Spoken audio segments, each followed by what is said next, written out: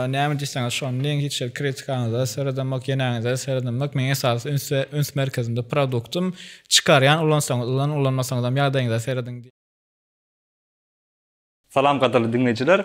Şuň podcastymyzda gyzykly temamyz bar. Biz IT bilen marketingi, birazjyk social mediany baglap, strategic planning, strategic communication barada gurrun ederiz. Batyr Berdiýew, communication specialist.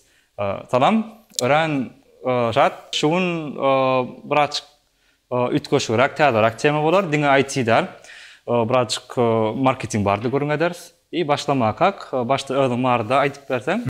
Tamam, temamıza geçelim. Böyle, sağ ol Muhammed çağıran için. Aslında men özüm background'um arada aýdyp berjek bolsam, men jurnalistika okudum, üniversitede jurnalistikadan bakalavr derejem, ondan soň oku tarapynda, ondan soň halkara gatnaşyklarda magistr okudum. Aralygynda dokumental fotografiya, fotojurnalistika boýunça online kurslar aldım. Ondan daşary jurnalistikany göterenimden soň hem Türkiýede hem Türkmenistanda 5-6 ýyl jurnalistikada işledim. Jurnalist bolup, habarçy bolup, arasynda fotojurnalist bolup, käbir ýerde news designer diýilýär, ýani gazetlary, jurnallary dizayn etýän hökmünde işledim. Ondan soň eýem jurnalistikadan karieram birazjyk communications'a tarap öwrüli. Communications aslında türkmençelap aýtjak bolsak, gönmel terjimesi ara gatnaşyk we ara gatnaşykda da esasen sanly ara gatnaşykda ýani digital communications boýunça işler alyp bardym. Esasen soňky ortaça soňky 5 ýyl bäri communications urundan işleýän. Bu 5 ýylyň dowamynda ýani Birleşen Milletler Guramasy, Amerikan Birleşen Ştatlarynyň Türkmenistana gelişhanasy ýalydarlarla işleşdim. Esasen ýani digital communications boýunça. Ondan daşaram häzirki wagtda da ýani strategic communications boýunça da maslahat berýän. Strategic communications mundan soň podcastyň dowamyna belki hazır strategik kommunikasiýa diýip alyp bilersiz, ýa strategik ara gatnaşyk diýip. Şolar ýalyrak. Журналистика barda bir sorak bereyim. Вообще журналистика bizde распространёнными nähili. Şol go şwadysýamy, ýa öňem востребованный urdumy. Jurnalistika, men özüm jurnalistikany Türkiýede okudum we aňyrda okak geremden soň eýem bir kepden içinde iş tapdım jurnalistikanyň içinde we talap tarapdan seredende, iş tarapdan seredende aslında jurnalistika bizde hemme wagtdan ba we jurnalistlere talap amma şoň üçin aslında ünsverýän bolsaň yerli ýokary jaýlaryna da jurnalistika bölümleri açyly. Şo talap birazjyk görmek üçin. Umuman jurnalistika, Türkmenistanyň jurnalistika iş tarapy barada seredemizde bir näçe habar saytlar bar, ondan daşary gazetler, jurnallar bar we hakykatdan hem yerli ýokary jaýlaryna okaýan we götürýän jurnalistler hakykatdan hem iş tapma mümkinçiligi bar we olaň aslında ösýän business Türkmenistanyň jurnalistika we nämänim görmek begenler ýa aslında ýani habar saytlaryň ýa beýleki jurnalistika bilen bagly inisiatiw bolan özlerini çalt hereket etýän social media gurşawyna da birazjyk özlerini uygunlaşdyrmak aladalaryny görmek bolýar. Şu wagt любой бизнес özünü продвигать etmeli. Adam mysal üçin bir edip bilýän bolsa, tapawdy ýok. Buluşka ýasamakdan başlap, şo inženýerçilik bir tok çekip berýän bolsa, şonu özüni mediada продвигать etip başarmaly diýip bolýar. Siziň jurnalistikadan ýa social communication'a tek communication'a geçmeýäňiň sebebi şodymy? Aslında men jurnalistikadan umuman communications'a geçmeýäňiň esas sebebi aslında communication, biz jurnalistika okamyzda üniversitede bizim bilim meýilnamamyzda, üniversiteden bilim meýilnamasynda Diňe bir jurnalistikada, yani jurnalistika tarapdan bilim berilen oktu bize ve bir neçe uğurdan var. Onun için başlangıç derecede misal için web dizaynım vardı, grafik dizaynım vardı, ondan da aşağı 3D vardı, surata düşürmek, video bilen bağlı kâvar sapaklanmaz vardı. Umumş olan hemmesin alanda aslında olan şeyle seyreden her ayrıtın bir uğradı, işli her ayrıtın bir iş yönü. Jurnalistika çalt hareket etýän üçin esasen diňe jurnalistika däl adamlaryň maglumaty kabul etmek, maglumaty ulanmak, şonu tüketmek enlikleri çalt ütgeýänligi üçin şoňa birazajyk uýgunlaşdyrmak üçin ýeterlik başarnyklar bolar ýalyrak birazajyk bilim mailnamamyz bardy. Inni şo zatlaryň hemmesini başarýanlygyny görüňden soň we communication birazajyk şolaryň hemmesini öz içine alýar. Ýöne jurnalistikadan, yani communications'a geçmemin sebebi birazcık oturup pikir etýän, o men ýazyp bilýän belli bir derecede hekaýelary, adamlaryň pikirlerini sözlere geçirip garşy adama da düşündirmegi başarýan okuýum badygyny göremden soň ýa communications'a geçdim. Jurnalistikada aslında günüň soňunda birazcık communications. Sebebi jurnalistikada mysal üçin jurnalist näme etýär? Bir fakt görýär, bir habar görýär, ýa bir wakany görýär. Şonu okuyucuya düşünüklü olacak derecede en sade şekilde yazıp okuyucuya yetiriyor ve berde ünsversen bir aratnaşık prosesi var. Bir tarafta iyi-verici, bir tarafta da kabul edici var. İyi-verici jurnalist olsa kabul edeceğim okuyucu var. Yani bir communications prosesi var. Ondan sonra şu proses aslında istenlik sadece adapte edip oluyor. Ve şonu göremden sonra ve birazcık Türkmenistan'daki communications şolurdan işleyen hünärmenlere seyredemde ve şolurdaki talaba ve dörep bilecek talaba ünsöremde aslında communications'a geçmek yani has doğru neticeye al görünüş, onun için geçtim. Понятно. Öz ýazan artiklymyz bir ýerde barmy? Bir ýerde. Men jurnalist bolup işleýän döwrüme şo döwürlerde nerede işleýänsem şolaň web saytlaryna ýöne ondan daşary käte özüm blog ýöretýän. Awtorstwaňyz barmy bir ýerde? Awtorlyk alyp, öz adyňyzdan bir bu artikl çykarýan ýeriňiz. Edirşwada Medium'da ýazýan, Medium'da bloguma, o taýda ýalňyşmasam Türkmenistanda birinji Medium'da ýazyp başlanlaryň bir arkaýyn diýip bilýän 2016-njy ýylda başlapdym. O taýda ýazyp, arasynda käte professional durmuşum, professional iş durmuşum barda käbir zatlar ýazsam, käte käbir eksperimentler etýän. Audience onda nerede bolýar? Inglişçe ýazansyňda? Türkmençe. Türkmençe ýazýan. Türkmenlerim okuýar. Türkmenlerim okuýar. Aýt indeksiň bolýar girip bolýar. Ha. Türkmenlerin bir mediumda meňleş bir zatlarym bar eken, bir makalam. O taýda da ol ýalňyşmasam 1-2 ýyl hereket etdi. Makalamdan habarma. Şota birazçyk zat bady, activity bady, şu wagtda birazçyk не знаю, adaly. Aslında tekst formatyna contentde gitdiçe adaly ve adamlaryň content tüketmek, ulanmak, enliklerem ütgeýänligi üçin şondan talap adaly ve istesek islemesek şolurda hereket etýän platformalar, şolurda hereket etýän ýazgylar özlerini täzelemeli bolýarlar, täze platformalara adapte etmeli bolýarlar. Ýöne makalamda esasen türkmençe ýazmaly bolan üçin adyrak gelýän aňaryk bilen türkmençe kontent bar, oňa oklaýan. Ýöne esasen men Medium'da ýazýan, aňarda birazçyk technical degişler, language degişler, programming language. Artiklama, bizde 20 tane artiklym bar. Şu wagt edil okuyanlar ýok, ýöne beýnasakda. Prosta ýazyp goýan bolaversin. Tak, indi temamyza geçelik çyraçyk. Temamyzam strategic communication. Technical termini düşünmek için şu dat barda gurulma bilersin. Strategic communication näme, technical communication näme? Aslında strategic communications diýemizde, yani strategik kommunikasiýa, strategik aragatnaşyk diýip bilýäs.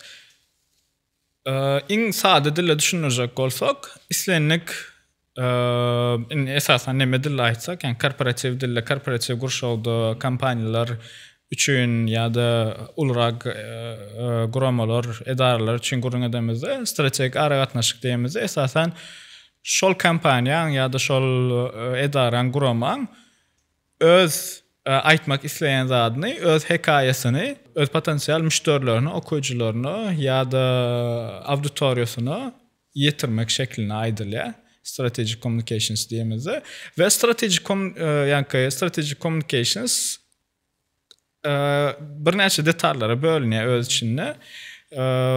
Umuman onam sadede düşünecek bolsak, aragatnaşyk umuman bir aragatnaşyk prosesi var ve şonu yola goýmak üçin, şonu iň düşnükli ýagdaýda yola goýmak üçin konseptin özü bir näçe toollar ulanýar, bir näçe gurallar ulanýar, oň içine social media girýär, oň içine PR girýär, oň içine marketingin belli bir bölegi girýär. Ve umuman yine sadece aýtjak bolsak, şo gurallar ulanyp kampaniýaň öz kampaniýaň ýa-da bir guramaň öz hekayesini, öz taryhyny, öz missiýasyny, öz döretýän produkty barada öz auditoriýasyny, potensial müşterilerini ingo şekilde düşünürüp bilmek prosesine aýdylýar strategic communications diýip. Şurada mende başga bir pikir bar, şo goşup bilen. Обычно стартап başlananda sen näme etýän? Öz auditoriýany taýlaýan. Çylywa auditoriýa. Mysal üçin näçe ýaşly adamlar, niýede işleýän adamlar, mysal üçin niýede ýaşaýan adamlar üçin terediler. Hem yerde çylywa auditoriýa bar. Mysal üçin men auditoriýam допустим, yaş olanlar gıydılar ya da okuyucular ya da talipler diýsem, taliplere göre belli bir tema, bir proýekt öğretýäs, bir application software. Men получается şonu meniň öz software'mi dogry düşünýärlik maksadyny. Software maksadyny şonu olan dillerini düşündirmeli bolýar şeýleden. How. Şolan ulanýan terminlerinde может быть käbir kıyın sözler ulanman, birazcık yeňilrek söz ulanyp bolýar ya da yeňil söz zat etmeýän, birazcık professional sözler ulanmaly. Daha da göre. Mesela men kompaniýa bir atacak bolsam, birazcık professional sözler ulanmaly. Şo bolýar şey. Aslında goýaýtdyň islenlik bir kampaniýa başlandy, bir startup başlandy. Oturup öz produktyň barada pikir etýän ilki bilen soň auditoriýaň barada pikir etýän şeýler we aslında strategik aragatnaşygam şo prosesin bir bölegi ýaly bolup gitýär. Diýeli, eger kampaniýaň ýa guramaň öz anyk missiýasy ýok bolsa, anyk auditoriýasy ýok bolsa, onu strategik aragatnaşyk ýola goýmak mümkin näl. Mysal üçin diýeli, misal hökmünde bir startup açýan we startup-da döretjek produktyň sen hemmek üçin, massa üçin, şonu sen eýem strategik aragatnaşygyny şu mass auditoriýa düşünjek, şoň diline, şolaň eşitjek ýagdaýyna ýola goýmaly bolýar.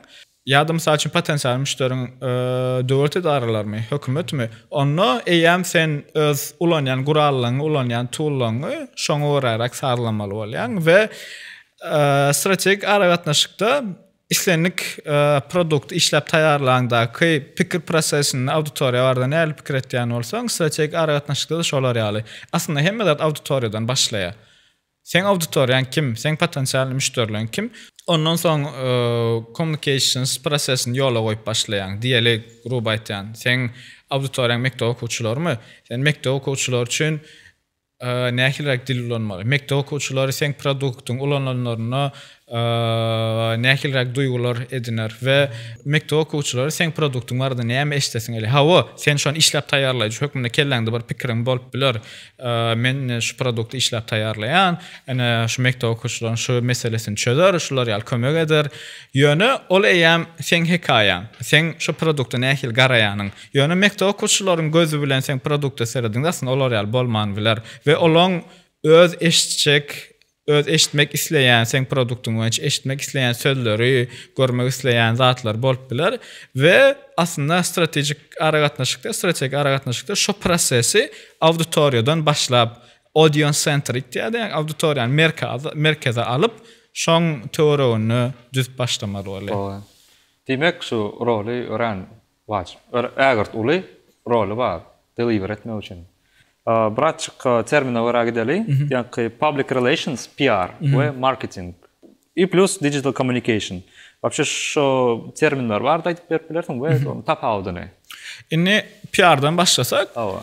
PR aslında nuskowyada da PR barada gurun edemizde esasan öz içine nuskow media bilen aragatnaşygy göz önüne tutýar. Yani nuskow media bilen aragatnaşyk diýende näme aýtýan? Mysal üçin käze produktuňyz çykdy. Press release ýazdyňyz ve bilemok press konferensiýa edip bilersiňiz jurnalistler çağırıp jurnalistler üçin kiçirak bir çağrı edip bilersiňiz şu press release eýem işleşen, aragatnaşykda bolan media ýa-ni metoduňyz barsa olara iýerip bilersiňiz. Ana şoňa has sada we has köý derecede PR diýilýär.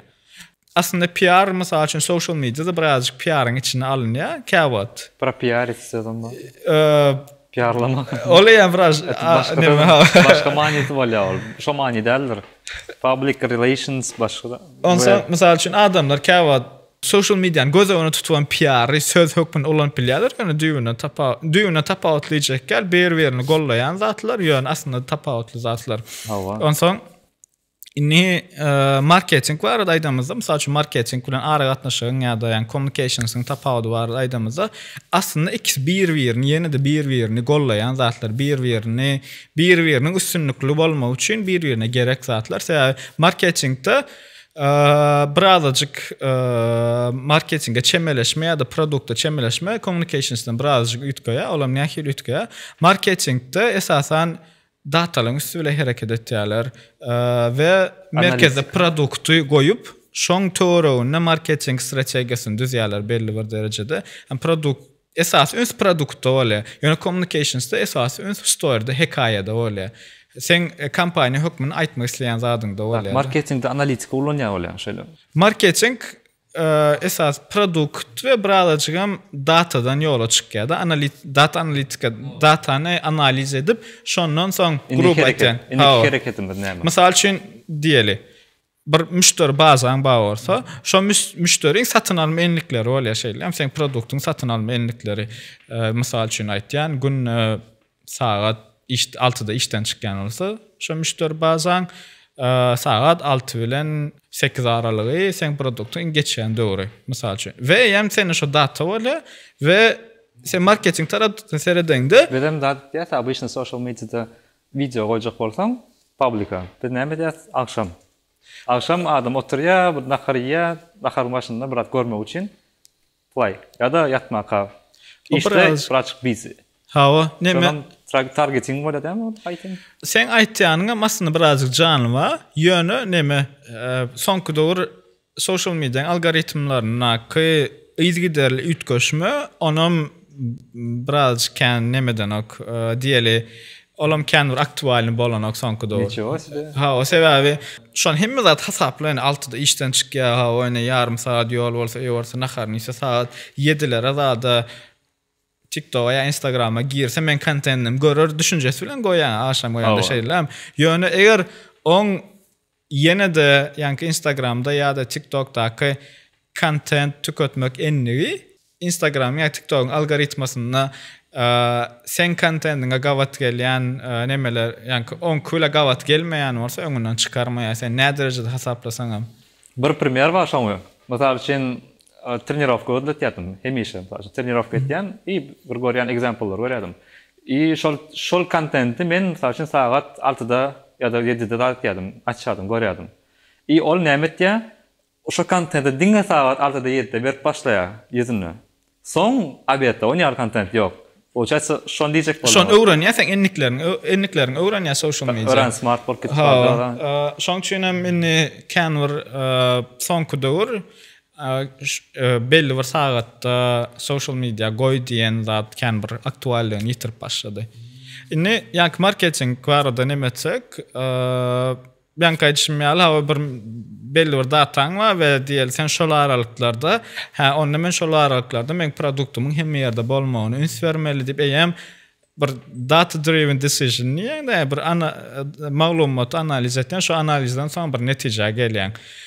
Communications'da nähili marketing versus communications'da esas story ünsverli, esas hekaýa ünsverli. Men şo müşterimi ýa potensial müşterimi özüm marda nähili ingow derejede aýdyp bilerin. esas fokus şo bolýar. Onsoň inni digital communications diýemizde de digital communications hem öz-özünden birazcık belli esasen social mediany öz için alýar. Social media ve beýleki sanly digital tool'un ulanylmagy arkaly edilen communications'y digital communications diýilýär. Oýany esas agramly bölegi digital communications diýilende social media göz önüne tutulup aýdylýar. Social mediadaky edilen communications göz önüne tutup aýdylýar. Olam elbetde ýa-ni eýem şu wagt nusgawy PR bilen digital communications'ın grup social mediadaky özüň öňe sürmegin arasyna tapawdy ýa-ni görüp bolýar. Ýöne bulan hemmesem ýene näme aşaňa jemine strategic communications'ın strategik aragatnaşyň aşaňa jemlenýär. Ve hemmesem şoňa bir gural hökmünde bir platforma hökmünde hyzmat etdi. Biraz soňra şoň go praktikalar bar da diýip berer. Näde etmedini, iň go variantlaryny. Indi birazcık social media geçelim. Indi brand bar. Brandi taratmak üçin ýa-ni digital platformyň etýän işi näme? Aslında bärde ýene de başda auditoriýa bar da görüň edip başlaýar. Sebebi şoňa doly islenik startup, islenik kampaniýa şoňa doly göz ýetirmeli. Eger özüniň kampaniýa hökmüne, guramy hökmüne anyk auditoriýa barada düşünjesi bolmasa, öz auditoriýasyny anyk keskitlemedik bolsa, bundan soňky aýtjak zatlanmaz ýa-da stratejik aragatnaşyk boýunça bundan öňki aýdan zatlanmazyň hiç kan täsir etmeýär. Bir brandyň social mediadaky görünmek derejesini köpeltmek ýa şo brand barada belli bir düşünje döretmek social mediada ýene de auditoriýadan başlaýar. Ilki bilen auditoriýaňyz indi esasen social mediada şu strategiýa ulanylýar. ABCD diýip bir strategiýa bar. Olam İngilizce'de aýdamyza A. Audience, B. Behavior, C. Content, D. Delivery, F. ABCD, E. F yok. E var. Evaluation. Öğrenmedik bu şu anda. Auditoriýadan başlamaly ve auditoriýadan başlayan. Misal üçin sen audience'ın kim? Şonu kesitleyen. Misal üçin diýeli 13-17 ýaşly teenagerler sen auditoriýaň şeýle grup aýtdy. Sen auditoriýaň düşünükli. Ikinci B, behavior. Behavior diýende de sen şu auditoriýaň näme etmegini isleýän. Hawa sen produkt öňürýän hökmüne bir biznes hökmünde günüň soňunda sen produktyny satyn almagy isleýän, sana pul gelmesini isleýän. Ýöne oňa imna communications tarapdan seredende oňa variantça heniz ilki bilen käbir small stepler bar da. Mesela kiçirak adımlar bolýar. Diýeli belki sen follow etmeni isleýän social mediada. Sen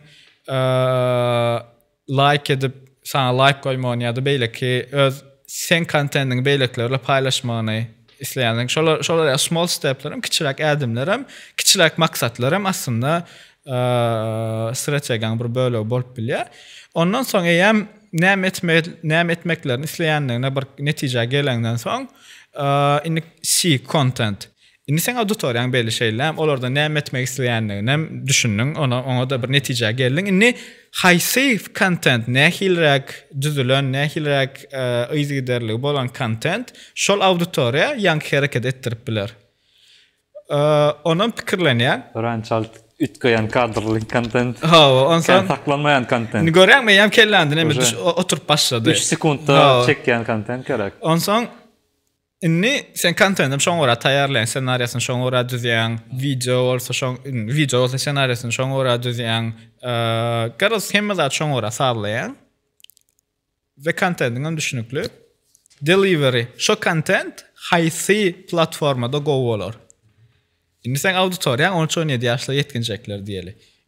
Şo ýetkinjeklere sen şo esas behavior, sen şo ýetkinjeklerden sen kontentiň başgalarla paýlaşmagyny ýa like koýman şoň bilen ýa aşaňa tesir goýmagyny isleýän.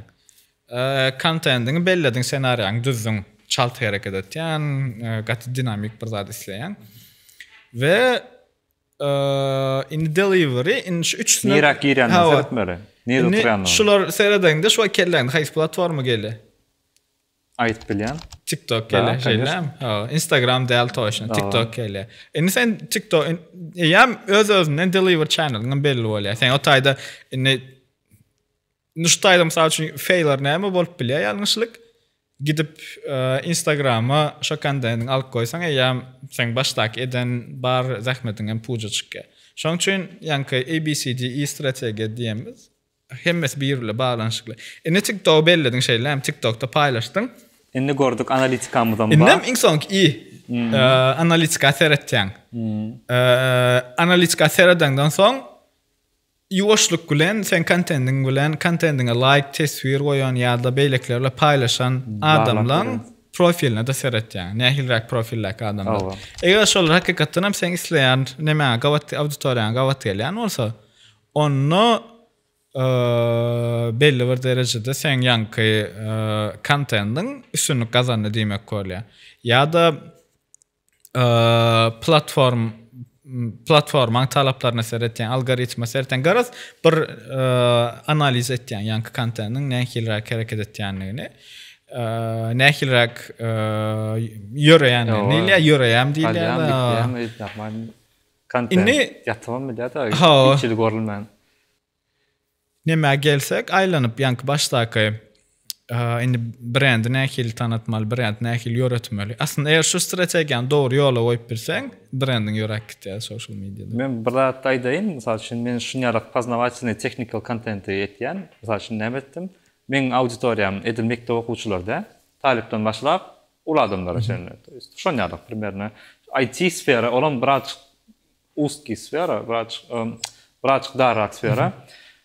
Goýanlarmym goýup görýän mesela Instagram'a, YouTube, ýa-da belet video goýýar, TikTok'dan apşy almaýar. Prasмотр. То есть hiç ýere çekmeýär oňar content. Ol educational plus. Educational bolan üçin çekmeýän eken. Şoň üçin käbir datlara возможно ýankyalak Instagram account, bir belet video, şonda platformada hakykatan search edip tapylyp görülüp biljek ýerde teredilen ýeri goýmaly bolýar. Şeýdibem goýan. Esasen men diňenem ýanky kampaniýalar tarapdan näl ýöne şeýle öz content döretmek isleýän adamlara aslında birazjyk başdak etýän ýalňyşlygy auditoriýasyny dolu kesitlep bilen oklar we izlen başlaýarlar. Mysal üçin formatdan ýa platformadan başlaýarlar. Men TikTok'da rad etjek diýerler. Onsoň ya başdak proses bolmany üçin belli bir derecede diňe platforma merkezli hereket etýänlikler üçin köp ýagdaýda ýa üstünlük kazanman bilýär-de etýän kontentleri. Şutaýda gatken pikirler geldi. Mysal üçin şul işe ýankyalak rasklap getdiňe bir adam bir hünärden tek talap edilýär şutaýda şu wagtlykça Türkmenistanda. Olam SMM diýerler. Hemme adam SMM. Planning SMM, recording SMM, mysal üçin soň ýanky content, ýanky copywriting amma olam SMM, ondan näme diýer? Editing SMM, publishing SMM, analitika SMM. To есть sen düşünmeli, to есть senin şu produktyň ýörärýalyk, hemme workflow belli bir hünärmenler gerek. Şu videony ýadýar, şu videony ýadýan adam gerek, edit etýän adam gerek, mysal üçin käbir ideýa, может даже birazjyk işleýän, birazjyk kyn ýer şol. Bizimkilerim rynagymyzdan şoňa gowja düşünse, ýanky şu hünär PR kalıp biler, to есть ýanky hünär, ýanky strategic communication, project planning ýaly gowy gitýär. Mükadip pikir etýän. Şu wagtyň uğruňyz получается şoň bir bölegi tutýar, alyp barýar, esasy bölekler. Men uğrum umumyň strategik aragatnaşyk bolup gitýär we men aýdyşmaly jurnalistika geçmişim var ve jurnalistikada geçmişim ve o taýdak eden işlem aslında stratejik aragatnaşyň diňe PR bölümini yapýar. Ondan soňky 5 ýyl bäri men Health Digital Communications tarapdan işledim ve arasynda çala marketinge degen ýerlenme boldy. Yani digital communications tarapdan işledim diýemde men eden işlem bardy, aýsam bir aladyk format tökmüne diýen. yer gelen video da düşürdüm. Yer gelen oturup social media analiz ettim. Yürütür reportlar tayarladım. Diyecek bolyanım aslında men stratejik aragatnaşyk boýunça maslahatçy hökmünde şulaň hemmesinden başymjykka ýöne men maslahatçy hökmündäki wezipem esasan haýsy kampaniýa haýsynyň has gowy bolup biljegini aýtmak, şolara maslahat vermek. Ölçüneli sebäbi ýene-de ýa-ni auditoriýaga gaýdyp gelsek ýa-da kampaniýanyň profiline gaýdyp gelsek umuman stratejik aragatnaşykda template diýilen zat ýok da. Mysal üçin bir template alýan, şonu hemmesini gabat getirip sarlaýmar diýilen zat ýok. Kampaniýa profiline göre, produkta göre, auditoriýaga göre kän zat ütgeýär. Hemme detallar ütgeýär. Teamde işläp görýändiňmi? Work teamde. Men sonky 2 ýyl bäri işlän işimde men bir bölüm içinde işledim ve şoň içinde esas wezipem men ýene digital communications ile baglydy. Aslında teamde işlän olarak nemelerde, olarak guramalarda işländi. Esasy go tarapy sen uzak wagtlap işleýän üçin eýem sen auditoriýa bilen bagly, guraman ýa-da kampaniýanyň maksatlary, missiýalary bilen bagly kän sorak bergen ýüze çykanok. Sen eýem näçe işläp, nähilrak urda barýanyny, nähilrak missiýasyny badan görýän we ondan soň digital communicationsy etmek has ansadyrak bolýar. Yani SMM'de birazcık deyip geçeyin. Kendim etmen, kendi daşlaşman. Umuman Türkmenistan'daki SMM yani SMM seredemizde köp halatlarda gynansak da yankı nemen yoktuğunu görüp bolýar da bir analiz prosesinin yani bir strategik prosesin yoktuğunu görüp bolýar. Elbette bilen birazcık social media çalt ütkeýän, çalt hereket etýän gurşaw bolanlygy bilen bagly bolup biler. Ýöne yankı strategik prosesin hemmesini aslında bir adam edip bilýär ony. Ýöne şolaň hemmesini etmek üçin yeterlik skillleri, yeterlik başarmyklary bolmaly bolýar. Mysal üçin auditoriýa düşünmekde birazcık analiz okuyuplar gerek bolýar. Behaviorda birazcık ýene analiz ýöne sen potensialny müşterilerin enliklerini düşünmeli bolýan. Günlük durmuşyny nämen gowarýarlar, näme ýerler, näme içýärler, nerede ýatyp durýarlar, haçan ýatyp durýarlar, okulymy, okuly dämi. Ondan daşary kontente gelemizde de eýem sen birazcık content öğretmekde başarılan gerek bolýar, kamera ulanıp bilmek ýa-ni bolmany ýöneköy, video, surat, dizayn başaryklan gerek bolýar. Ondan soň delivery'de de eýem sen platformaların talaplaryna, algoritmlaryna düşünmeli bolýar belli bir derejede. Ve en sonunda da eýem analiz, ýa-ni evaluation, analiz edende de ýene analiz skilllen gerek bolýar. Ve content esasen bellep geçmedik zadım. Birazcık yazmak ve pikir öğretmek okuýanam gerek bolýar ve umuman stratejik aragatnaşykda hemme zat yazmakdan işleýän. Aragatnaşyk bolýar da indi zat. Terminleri düşündük. Indi birazcık example'lar görelim. Indi goal strategic planning eden kampaniýa misaly, erwederak mysal üçin edilmedik kampaniýa, mysal üçin ýerli kampaniýalar bar bolsa, bir produktlar bolsa da bar bolsa. Aýdyp berip bilersiňmi?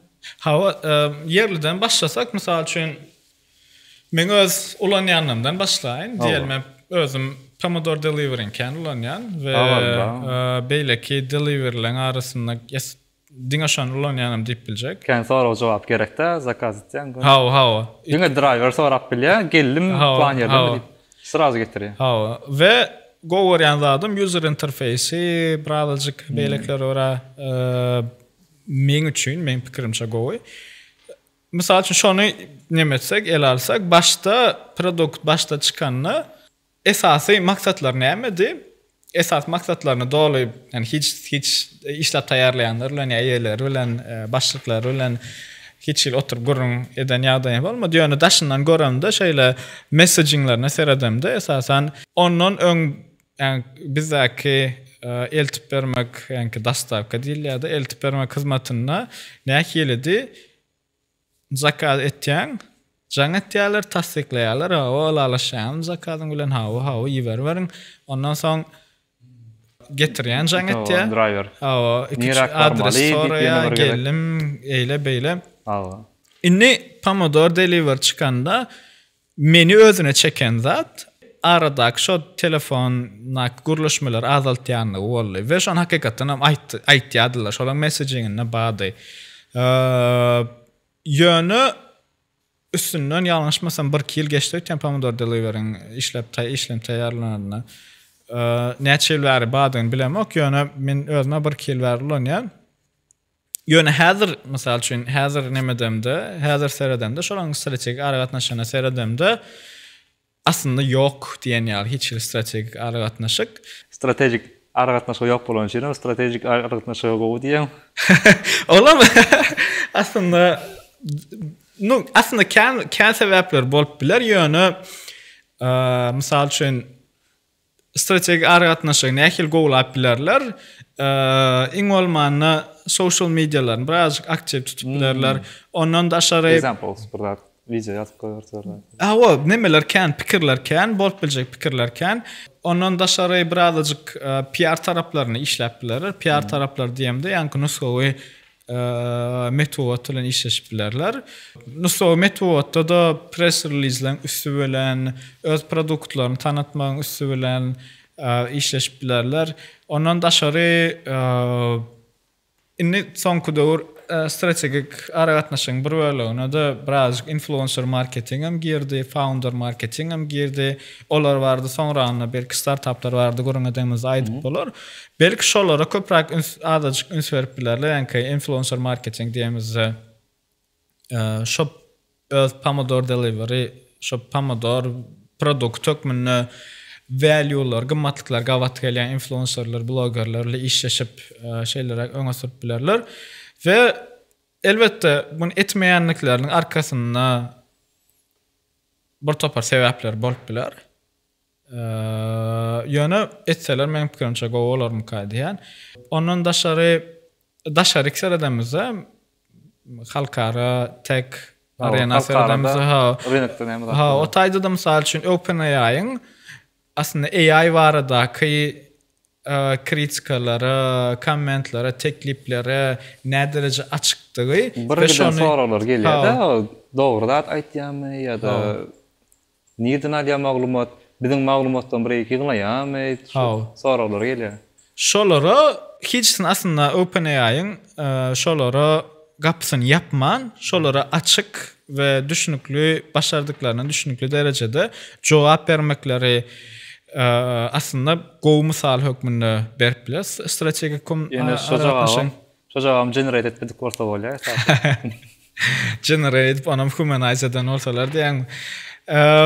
Ýöne aslında şu var, mysal strategik aragatnaşykda ýene aýlanyp ýa-ni aragatnaşyk prosesine gelsek. Mysal üçin sen auditoriýaň bir zat talap etýär senden şeýle, sen AI produkt çykardyň. Bizim bir topar ýani konsernlerimiz var, şu boýunça bir topar sorawlarymız var. Bärden gelýär, aragatnaşyk isläp bip gelip dur we sen bärde hiç ýyl kabul etmesen şonu aragatnaşyk proses kesilýär. Şoň üçin eýem istenlik kommanda, istenlik sorawa, istenlik teklife gapyň yapmak eýem proses kesmek bolýar. Da eýem uje saňa birazçyk podozrenie gelýär. Ha. Inni mysal üçin şo gelýän bärden bip signallar alyp, şonu işläp, ýyzyna ýene de şol ýani auditoriýaňa gawat şolaň düşünjek dilini, şolaň kabul etjek kodlaryna diýen täzeden signal uratsaň, eýem communications process emele, aratnaş process emele gelýär. Onsoň iň ýöneköy aslında iň ýöneköy gowy communications aslında communications etmek, aratnaşykda bolmak, hiç kime gapyň yapmalyk aslında şondan başlaýar we OpenAI hem şo temada ähli diýmän ýöne umumyň baý bolan umumy aladalara, umumy pikirler, umumy sorawlara cevap vermegi, umumyň conversationda bolmagy, dialoga açyk bolmagy gowy mysal hökmünde görkezip bolar. Diýeli OpenAI mysal şo soralarny hiçne kabul etmän, näme diýseniz şonu hiç kritik anada seredemek ýene seredemek meňe esas üns merkezinde produktum çıkaryan ulanmasaňyz ýagdaýynda serediň diýen bolsa onu hem o dogry strategik garaşyk bolmaýar. Şu example. Garşy ýaty bizim kampaniýalarymyzda ýerli kampaniýalar şurat dinläp birazjyk ünsüni ýok birazjyk dinläp şonu öwrenip communication strategy koysa ýola normal bolar hemmede. O şey derler diýip umyt etdiň inni edip bilmeseler meňul habarlaşyň diýip diýen esasen hem sebäbi aslında strategik aragatnaşyk şeýle seredeňde tekde birazjyk çylşyrmlaşýar. Strategik aragatnaşyň wezipesi biraz çylşyrmlaşýar we birazjyk wajyplaşýar. Mysal hökmünde diýeli bir kandidator önürýän bir önümçilik var we şo kandidator eýem adamlar şoň önümün produktyny göränni hawa bilen süýjenýär eken, kökönýär eken, barlak görýär, alk görýärler, halasalar alma dowam etýärler, halamasalar almazlyga dowam etýärler. Ýöne teke gelemizde, yani IT tek senatyna gelemizde aslında şo taýda çykýan önürleyen produkt hemmek şäken düşünükli bolman bilýär. Ve berde men strategik aragatnaşyk näme üçin çylşyrmlaşýar diýemde bu aragatnaşygyň wezipesi has çylşyrmlaşýar. Sebäbi ilki bilen produktyň özüne düşünmeli. Produktyň özüne dol düşünenden soň kampaniýaň maksadyna, missiýasyna düşünmeli. Ol kisine düşünenden soň meýem şolary bir sintezlep, bir harman edip nähil ýagdaýda potensial müşteri, auditoriya şonu düşünürsem düşünükli bolar ve bizim produktumuz barada maglumat edinerleri pikirlenmeli bolýar. Ve çylşyrmlaşýar diýenim şo taýdan wajyplaşýar diýenimim berde gönümel aslında satışa täsiri has wajyp bildirýär. Sebäbi adamlar hiç wagtam düşünmeýän zardan satyn almaýar. Gator seýrek ýagdaýlarda bolaýmasa IT produkt taraftan seredemizde misal üçün aplikasiya adamlar telefonuna girýär ve aslında adamlar bir aplikasiýany App Store'dan ýa-da Play Market'ten öz telefonlaryna ýüklemekleri şonu ýükletmäge barýan ýol bir produktyň marketde satyn almagynan has kynrak, has çylşyrmyrak sebäbi elbetde islenlik adamyň aylık çykdyjy yani pul harçlamak okuýy we pul harçlamak derejesi bir-birine tapawutly bolýar. Edil şo derejede de haýsy projeler, haýsy aplikasiýalar öz telefonuny ýükleýär, haýsy aplikasiýalar dowamly ulanýar, satyn alyp bilmek güýji bilen deňeşdirende öz telefonuny aplikasiýalar götürmek güýji birazjyk bir-birine meňzeýär. Şoňa eltýän proses has wajyp sebäbi ve aslında ters taraftan seredemizde de eger sen potensial müşteriň ýa-da auditoriýaň sen aplikasiýaňy, sen produktyňy öz telefonuna yer aýryp, şo sen aplikasiýaňy öz telefonuna yer aýyrmasa, sen gönümel öz günnelik biznesine täsir etdi. Şoň üçin hem has wajyplaşýar diýenim. Ýöne eger strategik aragatnaşyk dogry edilmedik ýagdaýynda gynansak da startuplar ýa-da tek kampaniýalar pese gaçmany, soňa waka ýapylmany getirip bilýär. Kampaniýa müşterileri produkty ýetirmek üçin usullary bardyr. Mysal üçin getirmek usullary olar şonky storytelling diýdik. Storytelling bolup bilýär, başga näme zat bolup bilýär? Storytelling aslında nähilsem storytelling birazjyk konsept hökmüne seretmeli. Ve konsept hökmüne seredende islenlik formada girdip bolýar storytellingi. Ýöne näme tarapdan seretsek, yani kampaniýalar öz produktyny müşteriye ýetirmekde näme etmeli, nähile usullar ulanmaly seretsek, ýene de auditoriyadan başlayasa potensial müşteriden başlayar. Indi misal üçün iki ayıralay diýeli bir tarapda misal üçün esasy müşterisi biznesler, yani bağ bolan kompaniyalar ve döwlet idaraları diýsek, beýleki tarapda da beýleki bir produktun esasy müşterileri hemmek kişi bolsun.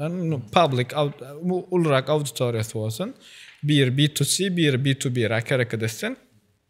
B2B tarafta seyredemizde auditoriya, döwlet idaraları, ulu kampanyalar olacak olsa stratejik aragatnaşyk ýola goýmakda. Oňa barýançak ýene belli bir derejede etmeli zady. Indi mundan soň aýtjak zadym nämäni eýen badip hasap etdi. Mysal üçin kampaniýaň missiýasy, produkt barada doğal düşüncen eýem oturan onu hasap edip yankı aydan B2B'daki müşterilere seyredemizde birinci etmeli zatları şolar analiz etmeli. Analiz etmekten analiz etmeye nämeden başlap bilýärler? Ýöne koy, misal hökmünde esas haýsy maglumat çeşmelerini peýdalanýarlar. Misal üçin döwlet idaralary hökman döwleti değişliýä beýlik nusgawy metod çeşmelerinden hökman peýdalanýarlar, okuýarlar, görýärler näme bolup geçýänini. Ýöne ondan daşary mysal üçin ulra kampaniýalara değişli diýeli ýörüýte biznesa ýa-da ekonomika niýetlenen bir media badyr diňe şoňa ünsberýänler. Şolar ýaly analizi edip doğal düşünje edinmen, haýsy maglumat çeşmelerinden peýdalanýarlar.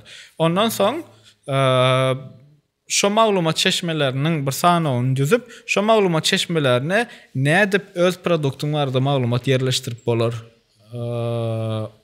pikir bilen ýola çykmaly.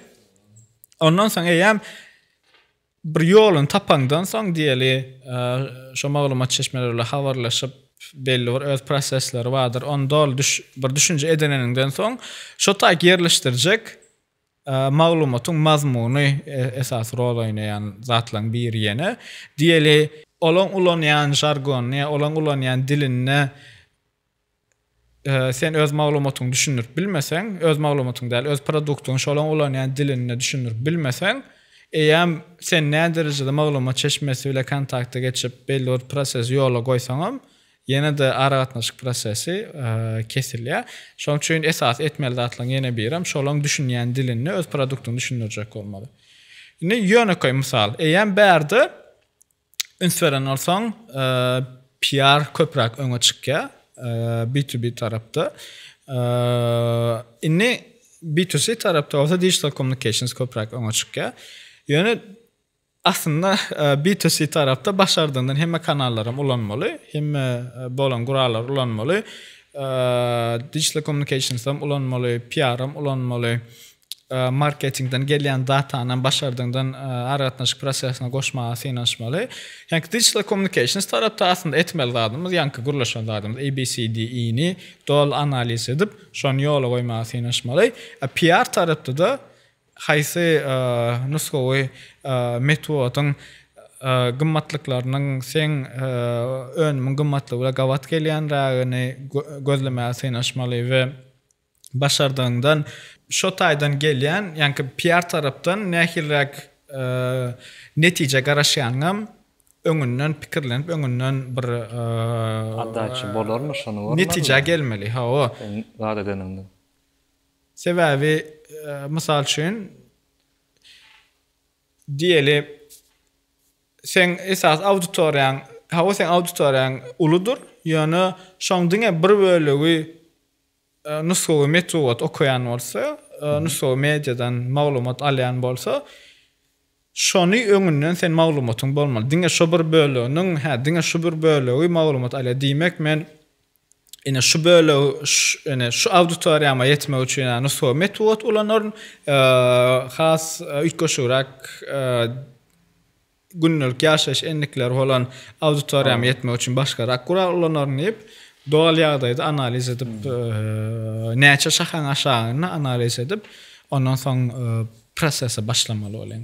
Men ýa ýakynda bir oglan bilen tanışdym. Ol ýani construction firmada işleýär. Şol näme diýär? Men bir sistemi vardı. Aytıp berjek bolýan diýer. Men öz edip bilýän, ýa-ni servis uslugam men bir sistemany bilýän, şonu öwretip bilýän, ýa-ni ta üçin şonu gurnap bilýän diýip. BIM sistemi eken. Şonu kime görkezmeliğini bilýär. Ta üçin maňa gerek biznesler diýdi we уже sen получается аудиторияң yaş adamlar däl. Diňe может быть construction'a değişli okuyan adamlar gerek. Şol urda ya da şol urda işleyenler gerek. Indi şonu nähili görnüşde görkezegini, mesela için özüm kamera koyup gurrun vermekmi? Mesela için kamera birat aydyp bermek, kak vlog ýalyk ya da blog ya da animation ýasap, şu animation'da näde construction getirilýänini görkezmekmi? Ya da has gowy varianty daily personal experience alıp kamerada şeýdip syomka edip, ine biz şunyalyk etdik, şunyalyk digital variantyny görkezýär i hakykatdan nähili hereket işler bolýanyny görkezip bilýär. I olýdy şu zat diňe LinkedIn'de gowy gider. Esasan, ol business platforma. Näme tutsaňyna näme netijesi? Şuwat indi başlaýar. Ol anyk bilenok näme etjegini. Ola mysal üçin barlak görüp bilýär. Şunu variantyny, mysal üçin bir vlog hokmunda işlemedik bolsa, значит, ona aýyrýas, animation edip görýär.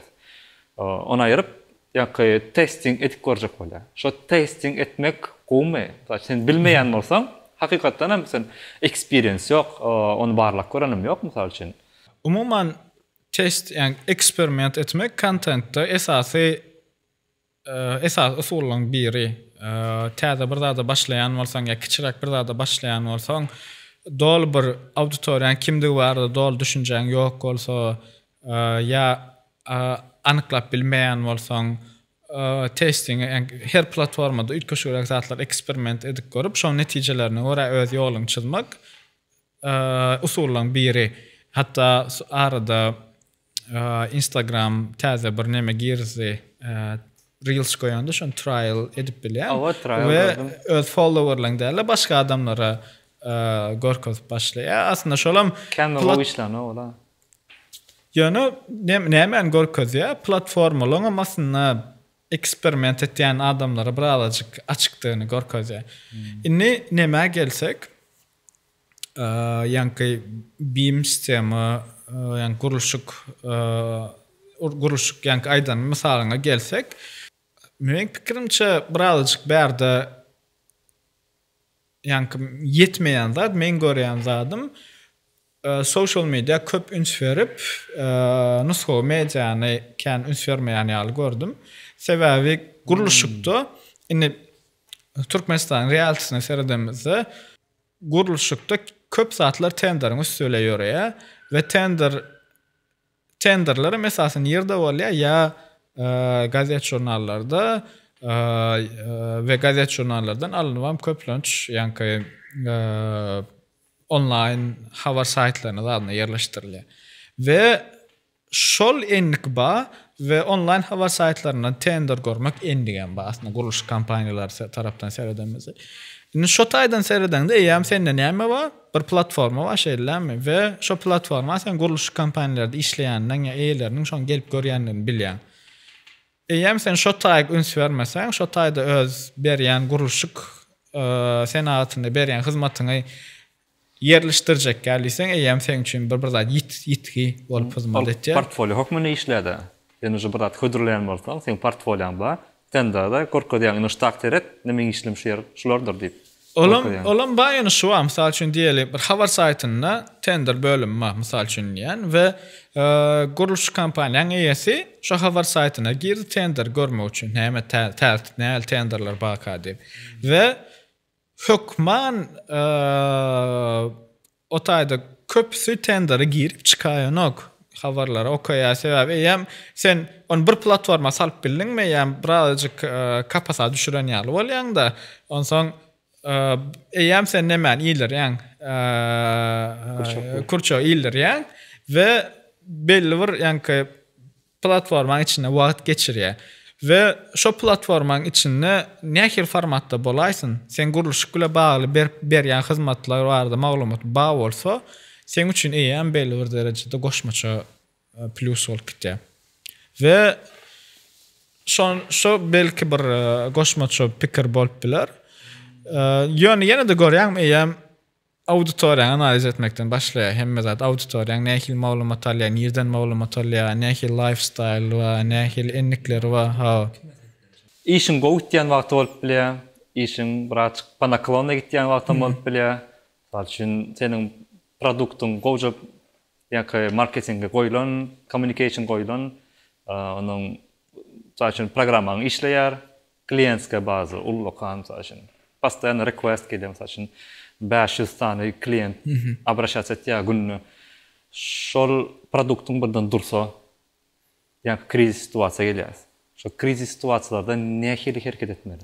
Inni kriz doğru naratnaşyk diýip ýörýär bir düşünje var. Bu düşünje aslında stratejik aratnaşyň esasy bölümni emele getirýär. Ve aslında kriz doğruna nähili aratnaşyk prosesini nähili ýola goýmaly, kampaniýalar nähili hereket etmeli, guramalar nähili hereket etmeli. Oň bir näçe usullary bar. Kampaniýalar tarapdan seredemizde aplikasiýaň bar, bir produktyň bar, IT produktyň bar we IT produktyny günnelik ulanjy sanyň bilemek download sany mysal üçin 200.000 download sany bar. Birden bir zat bolýar, sen produktyň işlenok. Eýem şu produktyň işlemesligi bir näçe minutlyk bolsa, 200.000 300.000 download bolan bir aplikasiýa üçin bir krizis hökmüni kategoriýa edip bolar. Onsoň indi şu döwürde, şu momentde sen nähili reaksiýa bermeli, nähili hereket etmeli, ulanjylaryňa näme diýmeli, köpçülige näme diýmeli. Şol aýratyn ýa-ni kriz döwrüne aratnaşyk mailnama silýän mailnama düzmeli bolýar. Oň içinde de nähili düzülýär adatça. Kriz döwrüne aratnaşyk mailnamasy adatça ilk bilen senariýalaryň üstüne gidilýär. Mysal üçin Например, şu bolsa näme etmeli? Diýel birden bir aplikasiýa işlenok nähili hereket etmeli. Aşaňa ädim şolar ýazmaly diýeli. Şu hünärmen şunu etýär, şuň bilen jaňlaşýar, şu şeýlere hareket etýär. Kriz döwrüne adamyň pikir ýöretmesem ütköýär, özüni alyp barşam ütköýär. Beýem adamyň bedenine de yani howsala bolýar, alada etýän, bir topar garmanlar oýnaýar. Birden metody ýalňyş hereket etip bilen decision, ýalňyş decision berip bilen. Şoň üçin şolar ýaly howsalaly kriz ýagdaýda aratnaşyk ýalňyş ýola goýmaly üçin hemme senariýaň başardyňyzdan hemme senariýaň bolup biläjek senariýalar öňünden ýazylyp näil hereket edilmeligi goýulsa has goýular. Guramalarda biraz güýtgeşerek işleýär. Airplane bolar, emergency. Jan pull etýän, açylýar. Ne mysal üçin näme minengde samolyotda minengde de birinji aýtýan zatlar näme? Если что-то случится. Bir zat bolsa, ene maska düşýänler, aşaňa näme bardyr? Ýöne seyrek bolýan zat, ýöne diýjek bolýanym, eýem sen bilýän näme etmeliligini, panika bolup durýan döwrüne dogry hereket etmeli üçin. Indi şolam aslında ýani kriz döwrüne aratnaşyk mailnamasy aslında stratejik aratnaşyň esas wajyp dokumentlarynyň biri bolup durýar. Kampaniýalarda islenli kampaniýa olarak adaptir edilip bilinir.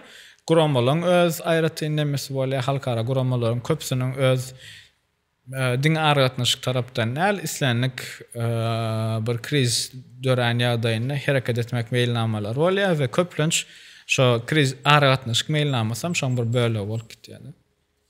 Indi şu technical communications aratnaşyk şu temanyň geljegi bar, nähili geljegi bar? Geljegi şu tarapdan seredemizde esasen tech bilen bağlançlar seredemizde techde gitdiçe çıkarılan produktlaryň, IT produktlaryň çalışmalaryny has ýokarlanıp barýar.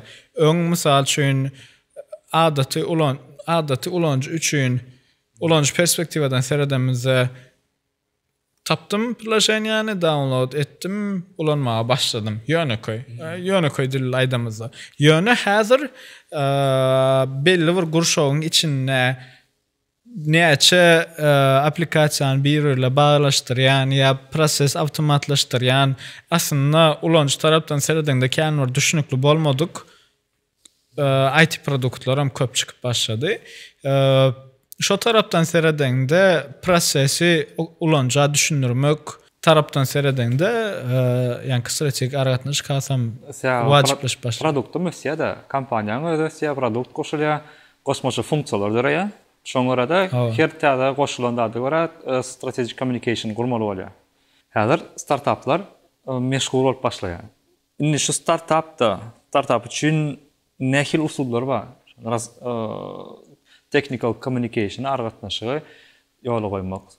Startuplar üçin seredemizde ýanky podcastın dowamyny belläp geçenlemizden goşmaçy elbetde olaram ba. Ýanky ABCD prinsip digital communication vermek, PR taraftan mümkinçilikleri analiz etmek yönü. Umuman startup düşüncesine seyredemezler. Startup düşüncesi aslında nämeden başlaya? Bir ideya. Birinin bir ideyasinden başlaya ve şol ideya da aslında näme üçin edip bolar? Şu ideýaň produkta gelmek prosesi. Başta aýdypdym. Auditoriýan kim? Hawa. Näme maksatly etýän? Şo bolýar. Şolan hemmes bir prosesin bir bölegi de. Ondan ideýaň produkta öwrülmegi ve şoň öwrülmeginiň arkasynda ýatan zat aslında şo gurşowda, şo ýurtda, şo sevitde ya dünýäde şoňa şo produkta talabyň badygynyň ýola çykýan şeýler. Eger şo talap ýok bolsa, ideýa da belli bir produkta öwrülmeýär ya ýanky şo mümkinçilik ýok bolsa ve aslında bir adamyň bir ideýasynyň başlaýar diýdik ve ýanky aýdanyňymyzdan strategik aratnaşyk baradak aýdanyňymyzdan goşmaçy bärde edip bilinjek zat. Aslında şo ideýany tapan we şo startupyň founder hökmüni özüni öňe çykarýan adamyň strategik aratnaşygyň bir bölegi hökmüne öwrülmegi, bir guraly hökmüne öwrülmegi startuplar üçin bir goşmaçy kanal bolup biler. Öz produktlar barada aýtma sebäbi şo produktyň eýesi, şo pikiriň eýesi şo boýunça hemmekden köp bilýär. Ve şonu diýjekdim. Hawa, ýanky gowy düşünýän adam da etjek adyny gowy düşünýär. Oýlap tapan. Ve strategik aratnaşykda soňky döwür has meşhurlyk kazanan çemeleşmelerin ýene biri aslında founder marketing ya founder communications diýilýär. Esasen hem soňky döwür Silicon Valley'de köprak ulanlyp başlandy. Ýanky esasy ünsü startupyň esaslandyrjysynyň eýesiniň merkezi bolup şoňdaşyna strategik aratnaşyk prosesiniň gurulmagy, ýanky merkeze esaslandyrjysynyň bolmagy, islenlik ýanky aratnaşyk prosesiniň bir tarabyny kampaniýaň dili bilen näle, aslında eýesiniň esaslandyrjysynyň dili bilen şoň üstü bilen produkty öňe sürmek startuplar üçin ýanky aýdanyňymyzda goşmaçy bir kanal bolup biler. Ne braçyk personal advice, öskmek üçin bir zat uğur tapıp, şol uğurdan professional bolmak üçin nähil maslahat berip bilemez? Indi men öz ulanýan käwir çemeleşmelem, misal üçin aslında bulan hemmesen belli bir derece klişe zatlar, hemmekşin bilýän zatlar ýöne soran agzak geçeýin. Hiç wagt öwrenmekden ýyza galamak, özümi näde derecede belli bir zatı güýçli hasap etsemem, dünya çalt hareket ediyor. Dünya devam edip dur. Esasen hem content, communications ya da social media, jurnalistika taraftan seyredemeze dinamika gatı çalt hareket ediyor. Şoň üçin bir zat bilýän ip oturmak döwürden gönmeli iza galýan. Bir günjük pikir etseň hem durmaly. IT'de hiç il durmaly. 50 ýaşda okumaly, 20 ýaşda okumaly, şo okak geçirmeli. Şo tarapdan seredende esas aýdyp biljek zatlarmy hiç wagt öwrenmekden iza galmaly. Hem o täzatlar öwrenip durmaly.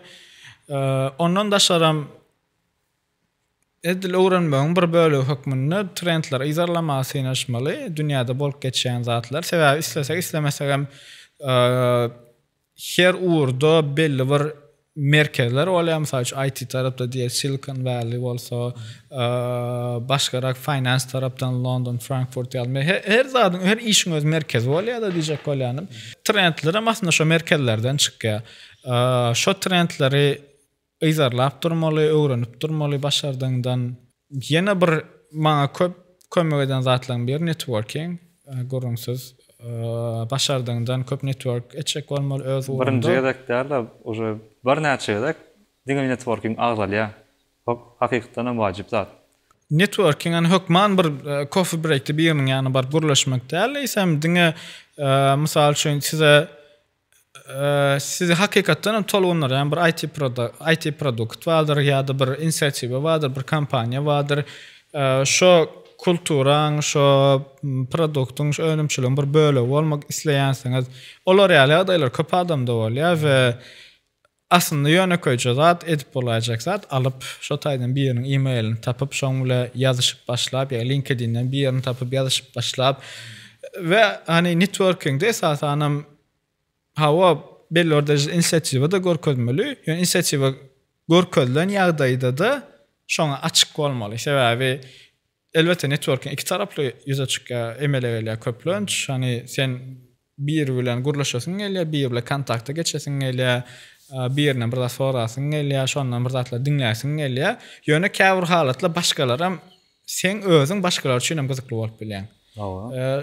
Ve sana şu isleýler gelen wagty onuň bloklaman, dogry kabul edip dowam etmek aslında networking başarmaly.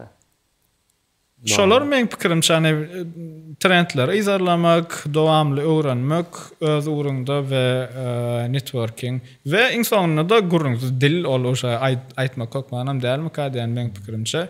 Sebäbi eger etýän işiňiziň dünýä derejesinde ulanýan dilini bilmeseňiz hiç wagtam ýan kaýdanlamyň hiç sen belli bir derejede islen derejaňa da çykyp bilmeýärdi.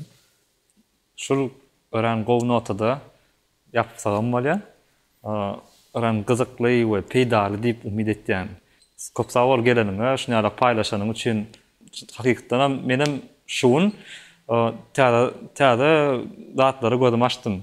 Sizem halan bolsaňyz, hökman iller dostlaryňyz bilen paýlaşyp bilýäňiz, hökman like basyp bir kanalymyza kömek edip bilýäsiz, we şu datlary siz üçin etýäs. Yani belli bir auditoriýamyz, siz benim auditoriýamyz, belki kime gyzykly bolar diýip pikir etýän bolsaňyz, şolara paýlaşmagy unutmaň. Köp sag bolun şu dinläniňiz üçin, biz bilen bolýanyňyz üçin we geljekki wypsklarymyza garaşyň. Köp sag bol Muhammed çağırın. Sag bolun. Kat. Yeah, cut. Sabar edip dinlediğiniz için çok sağ olun. Bir temada fazla paylaşmak geliyor. Like basıp paylaşmayı unutmayın. Hazır orta backstage.